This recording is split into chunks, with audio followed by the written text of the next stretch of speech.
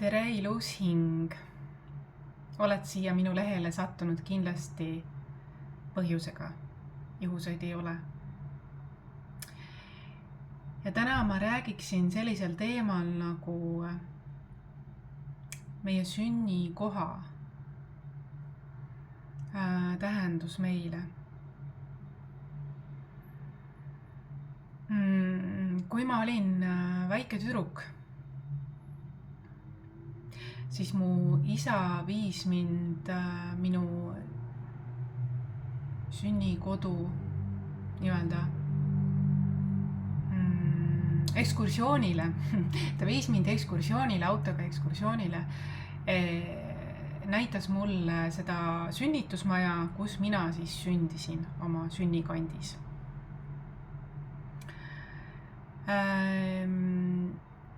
Ja nüüd on see koht küll muutunud ja juba siis oli, kui ta mulle näitas, sest 1 aasta peale minu sündi see ühendus, nii-öelda see haigla vahetas asukohta. Ja kui tänapäeval on seal näiteks külaliste maja, see on renoveeritud, see on kenasti korda tehtud, see ei ole maha jäetud.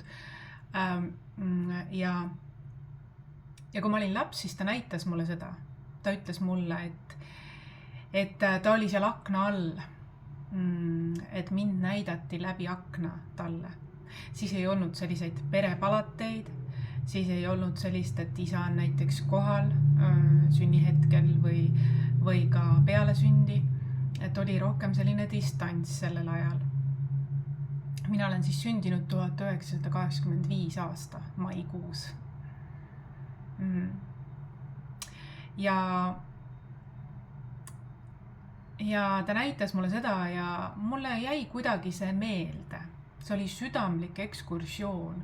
See oli täiesti tavaline argipäev, kui ta mulle seda tegi. Aga mulle jäi see meelde. See oli nagu oluline kuidagi. Tähendusrikas. Mu isa on hästi selline, lapsepõlves siis ka minuga hästi soulful, eks ju. Hingeline, ta sügav, eks ju. Et hing kui selline läks talle korda ja puudutas, et küll fotod, küll looduses viibimine, loomingulisus, muusika, selline tundemaailm oli tal nagu rikas. Ja ta pidas seda oluliseks mulle näidata. Ja ma nüüd selle augustikuu alguses käisin siis oma sünnikodus, sünnikohas. Ma ei ole kunagi peale seda ekskursiooni nii-öelda, mis oli lapsepõlves, ma ei olegi seal kohas käinud, ma ei mäletagi seda kohta. Ja ma nii palju mäletan, et kui seda kohta mulle näidati, siis ta ei olnud veel renoveeritud ja seal ei olnud midagi minu meelest sees. Nüüd ma otsustasin iseseisvalt üksinda minna oma sünnikohta, sünnipaika. Millegipärast mul oli väga tugev korduv kutse sinna minna. See võib olla ka sellest, mis maailmas toimub, nii-öelda veevala ja ajastu. Kõigil on taassünniprotsessid, elu muutused, erinevad süsteemid nii-öelda lagunevad ja mitte selleks, et toimuks maapealne häving, vaid vastupidi, toimuks maa peal uuenduskuur nii-öelda, teadlikum, emotsionaalselt intelligentne. Ja see mõjutab meid kõiki ja kõiki süsteeme ja tegelikult see lõviväravate portaal, mis siin augustis nüüd oli ja on kestvalt, minu jaoks ei olnud selline portaal, et piht püsti ja anna raha, et portaal, kuigi 8 seda sümboliseerib, vaid minu küllus ja raha alati tuleb läbi minu sisetööde, integratsioonide, mis on vaata, et kõige suurem vara, sellepärast, et see on midagi, mida me võtame läbi elude oma hingega kaasa. et kõik varad, kinnisvarad, rahad, väärtused, see on vaid ajutine, aga see sisemine integratsioonitöö, see on nagu väga kulda väärt. Ja tegelikult need on omavahel ka seotud, et kui sa seda teed, siis tegelikult järgneb sellele ka materiaalne küllus, eks ju, noh, maine küllus, on see siis raha või mingid muud teemad. Aga see saab alguse seest välja. Ja mina olen alati seda usku, ma ei ole sellist kerget vastupanu teed, et andke mulle, Jumal, anna selle portaaliga mulle. Mina ei manifesteeri asju niimoodi. Et minu külluse, ehk siis 888 portaal, oli hoopis teist masti, ehk siis ma sõitsin oma sünnikoju, tegin seal koha peal pilte, tajusin, oli meeldiv käik üldiselt, vägagi meeldiv käik. See ei olnud põhjuseta nii, et see idee tuli mu juurde korduvalt tagasi. Ja selline väljasõit mulle väga meeldis, see oli mu hingele, see oli mu kehale, meelele, hingele, kõik fantastiline. Ja muidugi seal linnas olles olid ka sellised huvitavad flashbacks, mis nagu aitasid integreerida ja mõista mõndasid asju, et ma võtan alati väga sügavuti asju detailselt lahti. Selle tõttu, et see oli minu jaoks selline väikene väljasõit, kvaliteetaeg iseendaga väga maksimaalselt juuretasandini välja. Ja ma läksin sinna, ma käisin seal, kuigi minu elu algas nii, et ma võnkusin elu ja surma vahepeal, seepärast, et mul oli nabanöör ümber kaela olnud, olin peaaegu juba sinine näost, aga saadi õigel ajal jaole ja peale seda vabastamist tekkis mul selline lõvimöire, öeldi, et ma olin päris kõvahäälne, häälekas pärast seda, kui see vabanemine tekkis ja see on ka minu elu nii-öelda sümboliseerinud, et ma tõepoolest olen sillaks nii teispoolsuse kui ka maise elu, ebamaise, kosmilise ja maise elu vahel.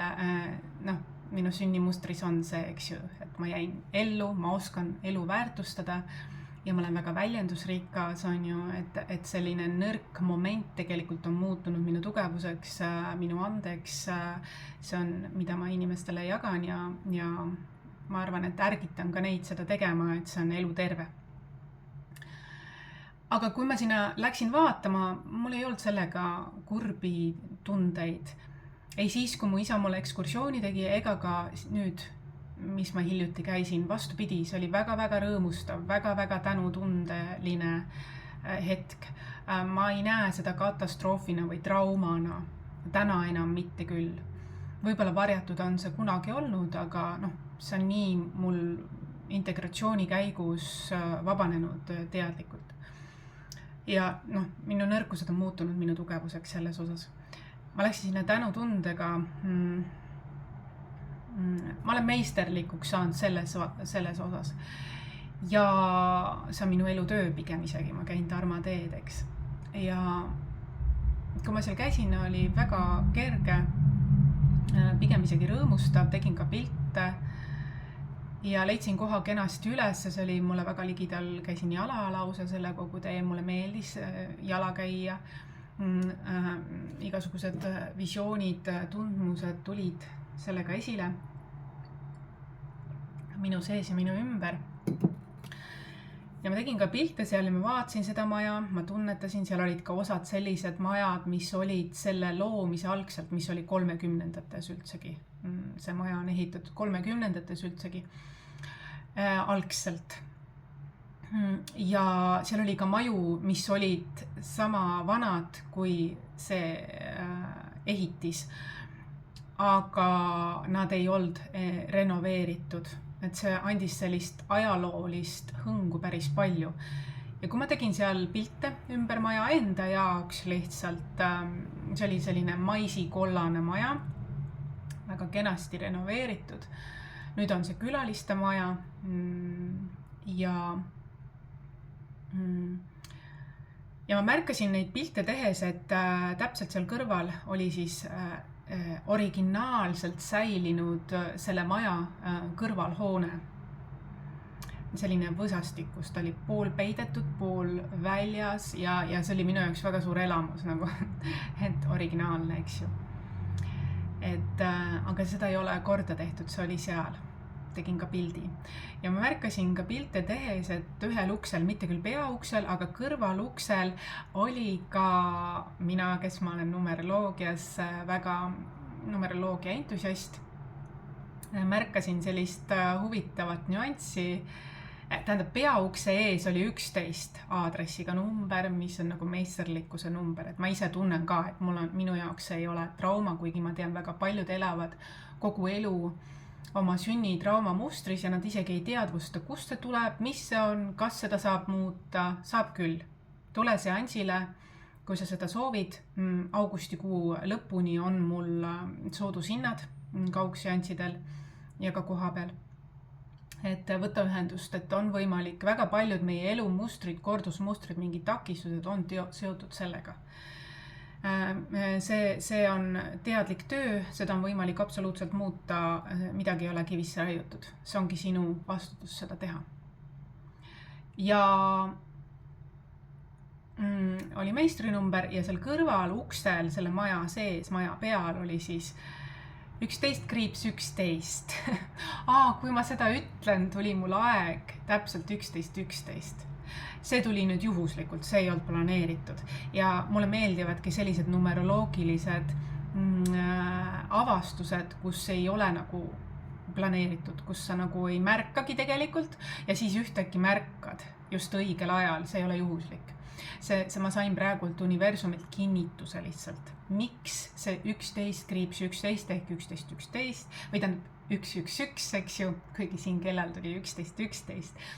Miks see mulle nii oluline või miks see äratas mu tähelepanu, et tavaline ukse number.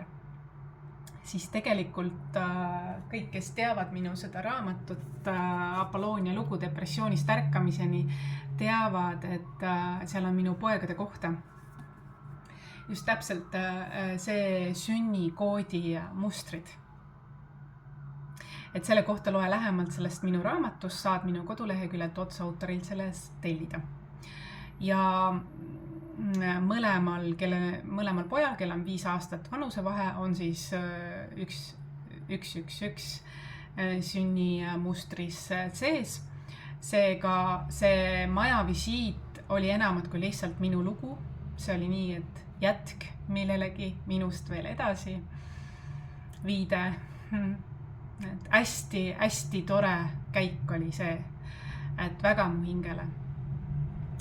Ja sellest ma sain siis inspiratsiooni sellest numbrist ja ka seal uksel ja sellest käigust, mis ma käisin ja sellest ekskursioonist kunagi mu isaga, sain ma siis inspiratsiooni, et ka oma poegadele teha ekskursioon nende nii-öelda sünnikoha osas, ehk siis näidata neile, kus majas nemad sündisid ja täpsemalt isegi mis korrusel, mis aknas oli nende perepalat, kus oli siis tegelikult kogu pere koos tänapäeva võtmes, nii-öelda juba edasi arenenud võtmes.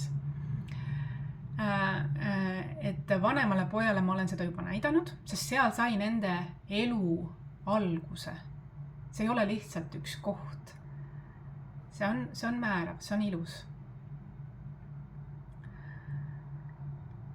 Ja näitasin ja nooremale näitan ka õige pea.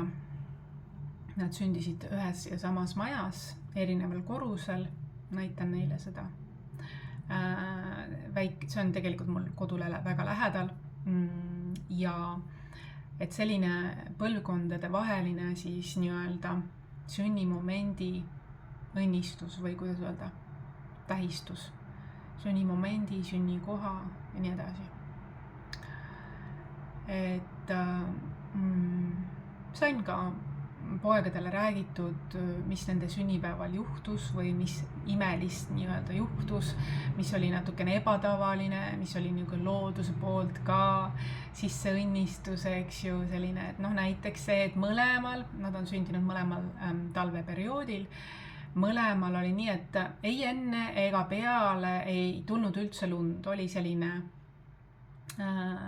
tume ilma lumeta detsember-jaanuar ja täpselt mõlemal 5 aastat on vanusevahet. Nende sünnipäeval tuli pehme, vaikne, fluffy snowflakes ehk lumehelbed, sellised suured hakkas vaikselt. Tuli paks lumi maha basically. Valge, rahulik, lumine ilm saabus ja kõik tegelikult mitte ainult meie ei rõõmustanud selle üle, vaid tegelikult kogu Eestimaa rõõmustas selle üle. Et selline ime oli, sest tükk aega ennem ega peale seda kuupäeva, kui nad sündisid, seda ei olnud. Nii et see on ka loodus natukene tegi väikest ime väljendas. Käisin seal sünnikodus, käisin ka siis selles uues, kus see kolis sünnitusmajas ka ja seal tegelikult selles majas suri mu vanaema. Ja ma mäletan, kui ma läksin sinna teda külastama enne seda, siis ma kogemata läksin sinna sünni osakonda, eksisin ära sünni osakonda alguses, kuigi tegelikult pidin minema intensiivi, kus inimesed võnguvad elu ja surma vahel. Et selline huvitav sünkroonsus on siin olnud, jah. Ja ka ilmakaared said seal koha peal olla. Ühesõnaga, see oli väga minu jaoks niisugune sügav korrastus ka ilmakaarte osas. Kus on minu lõunanael, kus on minu põhjanael ja kus on minu elu peatee. Et selline niisugune selle portaaliga. Oli minul selline portaal, et võib-olla see on ebatavaline, mina kogen asju, selliseid olulisi asju teistmoodi kui enamik inimesi ja ehk siis seest välja ja siis väline ise korrastab ennast iseenesest läbi selle. Ja see oli lihtsalt kena kinnitus koha peal olles, et ma küll ei vaja koha peale alati käia, kuid seekord ma tahtsin seda. Ma arvan, et need detailid, mis ma seal koha peal avastasin, olid lihtsalt sellepärast olulised. Et ma ka oma poegadele, et vanemale pojale selline koht pakkus huvi ja oli tore. Et sümboolne, tähendusrikas. Ja me rääkisime sellest sünni sellest ja me rääkisime sellest rääkisime erinevast toitumisest, kui ma teda ootasin ja kuidas see mõjutas ja ühesõnaga selliseid toredaid asju, ta ise tundis huvi ka, et minu august on siis möödunud selliselt. Ja kohe räägin sulle ka teist uudist seoses Eesti koolidega. Kindlasti sa oled kuulnud väga palju sellest, et koolisüsteemides Eestis on väga palju sellist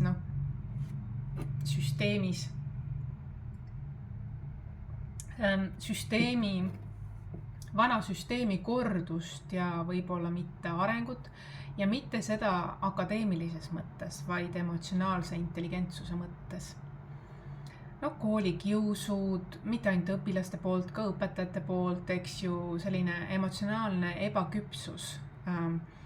Ehk siis, kui see tuleb laste poolt, siis see tuleb ka vanemate poolt ja tegelikult on ka osadel õpetajatel, kes ei käi teadlikul enesearengu teekonnal, on ka seda märgata, sest nad on väga mõistuse selles. Sünnikohaga tahan või sünni teemaga tahan veel lisada seda, et ma olen hästi selline illusioonide vaba inimene ja olen teadlik sellest, kuidas kui inimene on ebaküps emotsionaalselt või mentaalselt või mingil erineval moel ja ta soovib lapsi saada, siis ongi see, et see on suur illusioonide purunemine. Kui ta ei ole eelnevalt teadlik oma sisemisest lapsest, oma valukohtadest, et võib juhtuda 1-2, kui ta saab siis lõpuks emaks või isaks, on see, et esiteks arvatakse illusioonina, et laps toob meid kokku, hoiab meid koos, toob rohkem armastust ja nii edasi. Kuigi seal võib olla draamat, siis tegelikult see laps võimendab oma valgusega draamat ja ebapuhtaid taotlusi. Ta paljastab need. Ta on tõde, ta on valgus, tal ei ole filtrit. Ja nüüd juhtub vanematega, kes on veel ebateadlikud sellises osas ja oma valu kehas, arvates, et keegi laps või keegi väljast tuleb seda tervendama, parandama, siis see on illusioon, mis puruneb õige pea, kui laps ilmale tuleb. Nimelt, ja need, kes planeerivad, et sellest lapsest saab nii, ta hakkab nii tegema, siis ka see illusioon puruneb. Sest me ei saa otsustada ega valida lapse eest tema saatust. See on liigkontroll hirmust ja see saab purustatud. Elu ise teeb seda nii, et see saaks. See on õppetund sellele, et me ei oma oma lapsi. Me peame võtma vastutuse enda eest ja lapsed täiskasvanu eaks hoolitseda nende eest, olla neil olemas, kuid mitte neid niivõrd kontrollida, see on teise vaba tahte rikkumine. Ja võib luua hoopiski rohkem halba kui head. Ja kui ta nüüd ebaküps saab, siis ta ei ole võib-olla valmis veel, kas ta kardab. Ma võin öelda, et kui naine pelgab emaks saamist, sest see rikub tema keha või karjääri või mida iganes ja teeb seda ainult et kellegi kinnihoidmiseks või raha pärast või selleks, et keegi tuleb nüüd teda väljast tervendama, et tal oleks keegi, et ta ei tunneks ennast üksi, siis see on kõik isekas soov. Ja selline inimene ei ole tegelikult veel küps vanemaks saamisel. Ta ei ole veel loodusega kooskõlas, ta ei ole küpsenud selleks.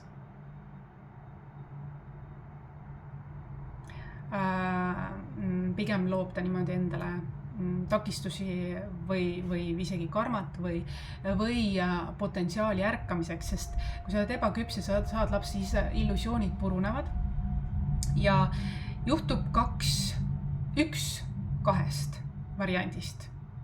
Kas illusioonid purunevad ja sa ei saa sellega hakkama ja sa ei täida oma lapse vanema vastutusi või kohustusi või sa muutud sellest, kes sa varem olid täiesti, hakkad enesearengu teekonnal endaga tegelema ja sest laps peegeldab sulle sinu asju ja läbi selle sa tervendad ka tema teekonda ehk sa muutud isekast, kannatamatust inimesest palju küpsemaks, palju hoolivamaks, palju inimlikumaks ja sa ei püüa kontrollida, vaid sa võtad vastutus iseenda eest ja lood lihtsalt keskkonna, usaldava keskkonna, armastava keskkonna, ehk sa lähed täiesti uuele tasandile. Et hakkad avastama, hakkad kuulama tema soove, hakkad arvestama temaga, ehk sa hakkad õppima vastupidi isekusele, inimsuhteid ja elu. See võib ka juhtuda. Ja tänapäeval väga paljudel juhtub nii, et neil oli üks plaan, kuidas lapse saamine või lapse kasvatamine on, aga laps tuleb sulle täiesti ise seda õpetama, kuidas tegelikult on, sest lapsed on meie tulevik. Et ole valmis üllatusteks. Hea on ennast eelnevalt olla teadlikkust koguda nendel teemadel, et sa juba oskaksid ja ära loo illusioone, sest kukkumine illusioonidest on väga karm. Saadega lapsi kellegi teisega, et näidata oma kellegile teisel eksile näiteks, et näe, see oleks võinud olla see minu jaoks on see samamoodi illusioonis vales elamine ja sellega sa tegelikult karistad nii iseennast, teisi, sa elad vales ja see on natuke nagu Delulu, vaata. Sa oled kinni jäänud vanasse ja see loob hullust. Kui inimene jääb vanasse mustrisse kinni, siis see loob hullust. Ja hullust loob ka see, kui sa püüad kolmnurgastada kedagi. Oma eksi võib-olla sõpra ja iseennast, pannes selle sõbra surnud lapse kohale. See on kurjus ja selliseid asju ei tehta. Ja Eestis on ka selliseid, kes ütlevad, et kirjeldavad moraalitut käitumist kui nii-öelda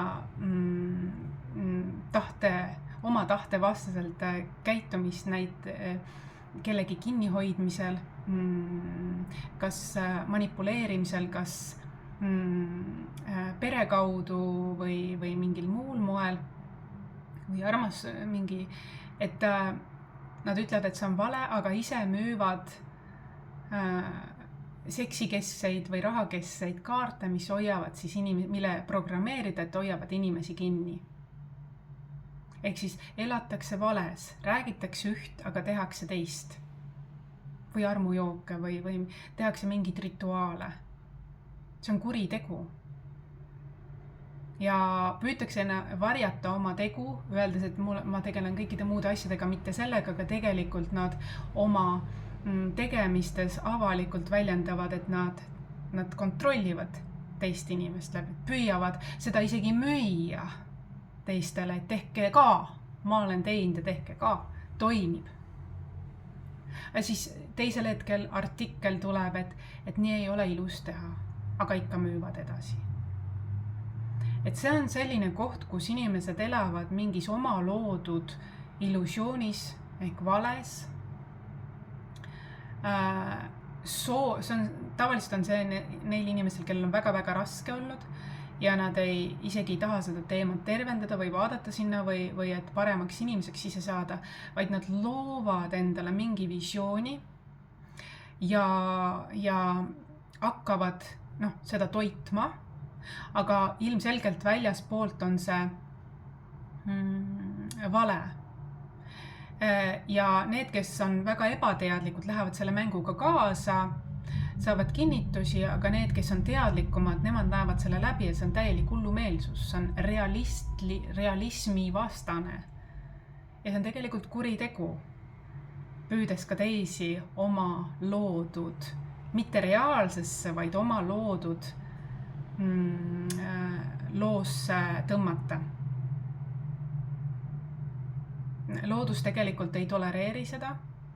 Loodus tahab, et me elame niimoodi, et meie mõtted, teod ja sõnad kõik joonduvad. Ja et me võtame vastutuse enda asjade eest ja me tunnistame, kui midagi. Me aktsepteerime ka seda, mis võib-olla meile ei meeldi. Ja me läbime leinaprotsessid, et me ei jää kinni sinna, me ei hakka seda taas tootma. Sellest saavad alguse sellised käärid elus, kus ei märk, kui sa hakkad vastuvoolu ujuma looduse käigule. See, mis on juhtunud, sina ei nõustu sellega, sa hakkad selle vastu voolama, sa hakkad seda looma taas ja pidevalt saad kinnitusi, elu on ebaõiglane. Aga sa püüad luua seda oma mingi asja, mis kinnitab, et see vana on ikka veel elus, aga ta ei ole.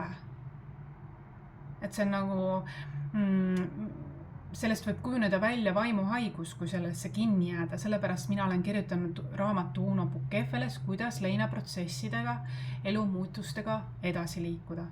See ongi see, et sa hakkad juba võõraid inimesi kolmnurgastama oma kuhugi leina. See on kuritegu. See on täielik räige moraalitu piiride rikkumine.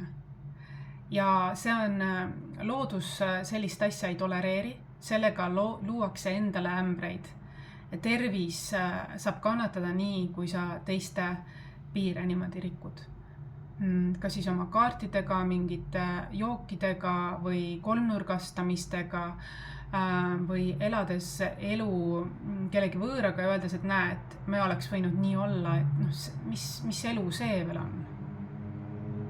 Et uskumatu, aga niimoodi elatakse. Et see ei ole isegi reaalne. See ei ole isegi selles ei ole elu tegelikult, selles ei ole tähendust, see on lihtsalt, et kuidagi nagu väliseks, et välisele loodud, mitte iseendale loodud. Et jah, et sellest on aru saada, et kes on küps vanemaks saama ja kes ei ole. Et kui ta juba isekalt mõtleb, et see rikub mu keha või see teeb mulle nii või et magamata ööd ja kõik see käib, kõik oleme võrdsed selles osas, see käib eluks osa juurde. See tähendab seda, et sa ei ole sisemiselt veel valmis mingil põhjusel. Ja keegi ei sunnigi, aga sa võib-olla tahad kontrolli tõttu seda teha, aga siis sa tegelikult see tagantjärgi põhjus-tagajärg saab olema sinu jaoks mitte kerge, mida sa arvasid, vaid pigem see loob sulle suuremat vastutust, kohustusi, rohkem kui sa oskad arvata, kui sa ei järgi oma sisemist tõde või loodusseadusi.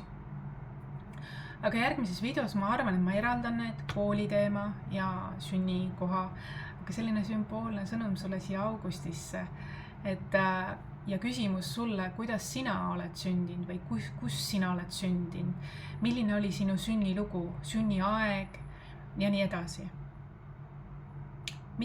Võimalikult palju infot kogu selle kohta, taju seda ja